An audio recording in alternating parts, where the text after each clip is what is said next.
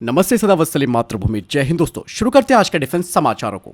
बढ़ते पहले defence update की तरफ। दोस्तों जैसे कि आप सब जानते हैं कि भारतीय नौसेना की टीम जर्मनी जाएगी, जहां वो उनके द्वारा बनाए गए एआईपी सिस्टम का मूल्यांकन करेगी, जो कि टाइप 214 सबमरीन के लिए उन्होंने पेश किया है। और इस एआईपी सिस्टम के जरिए पनडुब्बी 18 दिनों तक पानी के अंदर रह सकती है। तो वहीं दूसरी तरफ स्पेन ने भी अब भारतीय नौसेना के अधिकारियों को इन्विटेशन भेजा है, ताकि वो भी देख सके उनके थर्ड जनरेशन की bioethanol stealth technology based AIP system को, जो कि S80+ क्लास की सबमरीन्स के साथ उन्होंने हमें ऑफर किया है। आपको बता दें कि इसका बढ़ा हुआ अंडर वाटर इंड्योरेंस होगा 21 दिनों का। बढ़ते नेक्स्ट अपडेट की तरफ। दोस्तों चाइना का दूसरा सर्वे वेसल भारतीय ओशन रीजन में सर्वे कर रहा है। वहीं एक और चाइना का जो रिसर्च वेसल है वो बंगाल की खाड़ी में एंटर कर चुका है। दरअसल आप सब जानते हैं कि भारत ने अभी नोटम वार्निंग जारी किया है, जिसके तहत भारत के 4 SLBM का परीक्षण कर सकता है। और ये सब देखते हुए चाइना के दोनों जासूसी जहाज एक्टिव हो चुके हैं। बढ़ते नेक्स्ट अपडेट की तरफ। महाराष्ट्र ATS ने एक 31 साल के लड़के को पकड़ा है, जो कि मजगांव डॉक शिप बिल्डर में स्ट्रक्चरल फैब्रिकेटर था। बता दें कि ये लड़का पाकिस्तानी ISI ऑपरेटर्स को पनडुब्बियों की जो सेंसिटिव जानकारी है उसे लीक कर रहा था। हालांकि इसे पकड़ लिया गया और इससे पूछताछ की जा रही है कि इसने क्या क्या इंफॉर्मेशन लीक की है। चलिए बढ़ते हैं नेक्स्ट अपडेट की तरफ। दोस्तों जैसे कि आप सब जानते हैं कि भारत ने आज अग्नि 5 मिसाइल का परीक्षण किया है, जो कि MIRV तकनीक से लैस है। आपको बता दें कि यह तकनीक केवल कुछ ही देशों के पास है। इसके जरिए भारत एक साथ कई टारगेट्स को निशाना बना सकता है। हालांकि दोस्तों इस टेस्ट को लेकर कई बातें सामने आ रही है कि क्या ये जो ट्रायल किए गए थे वो 2 MIRVs के किए गए थे या फिर ये HGV के लिए किए गए थे। हालांकि इसके बारे में बाद में जो जानकारी है वो पूरी सामने आएगी। अग्नि 5A, जिसे कि दिव्यास्त्र के नाम से जाना जा रहा है, इसका यह पहला उड़ान परीक्षण है। को बता दें कि पृथ्वी के वायुमंडल में पुनः प्रवेश के दौरान अग्नि 5 मिसाइल का सबसे ऊपरी भाग 4000 डिग्री सेल्सियस तक गर्म हो जाता है। इस तापमान पर अधिकांश धातुएं पिघल जाती हैं और इस तापमान पर ना पिघलने वाली जो सामग्री है, यानी कि क्लासिफाइड मटेरियल्स है, उनका इस्तेमाल किया जाता है। इसके अलावा मटेरियल को इस गर्मी को अंदर नहीं ले जाना होता, क्योंकि इससे गाइडेंस प्रणालियां जो है, जो कि महत्वपूर्ण कंपोनेंट्स हैं, वो नष्ट हो सकते हैं। और ऐसे में कंपोजिट मटेरियल की वजह से अंदर का तापमान हमेशा 50 डिग्री सेल्सियस से नीचे रहता है।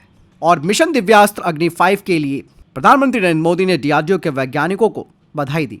वैज्ञानिकों की मदद से इस multiple independently targetable re entry vehicle technology को विकसित किया गया है अग्नि 5 के लिए, और ये इसका पहला फ्लाइट टेस्ट है।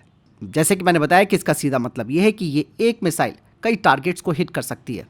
हालांकि दोस्तों एक मिसाइल में एक वॉरहेड होता है, वो एक ही टारगेट को हिट कर सकती है, लेकिन ये कई टारगेट्स को हिट कर सकती है। अग्नि 5 मिसाइल 5000 से भी ज्यादा दूर तक टारगेट को हिट कर सकती है। इसकी टेस्टिंग की तैयारी हालांकि पहले से की जा रही थी। बढ़ते नेक्स्ट अपडेट की तरफ। दोस्तों भारत अभी भी दुनिया का सबसे बड़ा आयातक देश बना हुआ है हथियारों के मामले में। और सिप्री की तरफ से एक और रिपोर्ट जारी की गई है, जिसमें कहा गया है कि पिछले 5 सालों में भारत दुनिया का सबसे बड़ा हथियार आयातक बना हुआ है। यही नहीं, इस दौरान यूरोप का हथियार आयात भी 2014 के मुकाबले 2023 में लगभग दोगुना हुआ है, जिसका कारण रशिया यूक्रेन की लड़ाई बताई जा रही है। अमेरिका का निर्यात इस दौरान 17% तक बढ़ा है, तो रशिया के हथियार निर्यात में एक बड़ी कमी देखने को मिली है। पहली बार रशिया हथियार के एक्सपोर्ट में तीसरे स्थान पर पहुंच गया है। वहीं अमेरिका पहले नंबर पर है और दूसरे नंबर पर फ्रांस है। जो 5 बड़े आर्म्स इंपोर्टर हैं 2019 से 2023 में, उनकी लिस्ट में भारत पहले नंबर पर है, सऊदी अरबिया दूसरे नंबर पर, तीसरे नंबर पर कतर है, चौथे पर यूक्रेन और 5वें पर पाकिस्तान। भारत 9.8% हथियार आयात के साथ दुनिया में पहले नंबर पर बना हुआ है, जो कि रिपोर्ट कहती है। बढ़ते नेक्स्ट अपडेट की तरफ।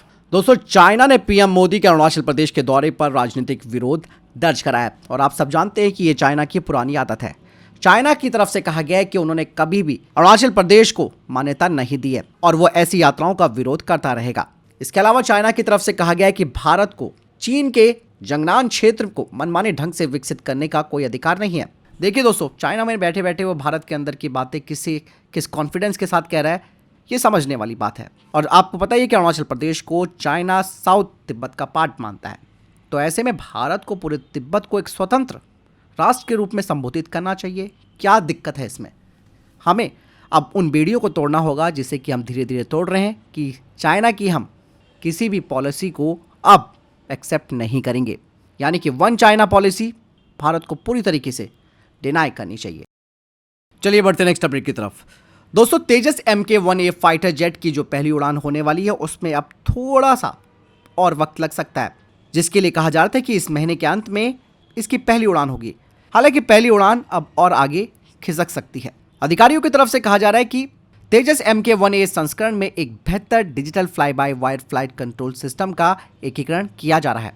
पुराने LCA तेजस विमान पर इस महत्वपूर्ण कंपोनेंट के परीक्षण में अनुमान से अधिक समय लगा, जिससे कि टैक्सी परीक्षण कार्यक्रम प्रभावित हुआ था। यानी कि HAL ने जो फरवरी तक 2 फाइटर जेट वितरित करने का लक्ष्य रखा था उससे वो चूक चुका है। ऐसे में मार्च के अंत की जो समय सीमा है उसे वो पूरा करने का विश्वास बरकरार रखा हुआ है और पूरा स्क्वाड्रन 2028 तक चालू हो जाएगा। चलिए बढ़ते नेक्स्ट अपडेट की तरफ। EMCA के परियोजना निदेशक कृष्णा राजेंद्र ने एक प्रोग्राम के दौरान EMCA के बारे में खुलासा किया है। उन्होंने कहा कि EMCA की पहली उड़ान सितंबर 2028 के लिए निर्धारित है, जो कि भारतीय एरोस्पेस महत्वाकांक्षाओं के लिए एक महत्वपूर्ण मील का पत्थर है। यह महत्वाकांक्षी लक्ष्य 4.5 साल की सफल विकास की अवधि पर निर्भर करता है। एरोनॉटिकल डेवलपमेंट एजेंसी HAL के सहयोग से 5 EMCA प्रोटोटाइप के निर्माण का नेतृत्व करेगी।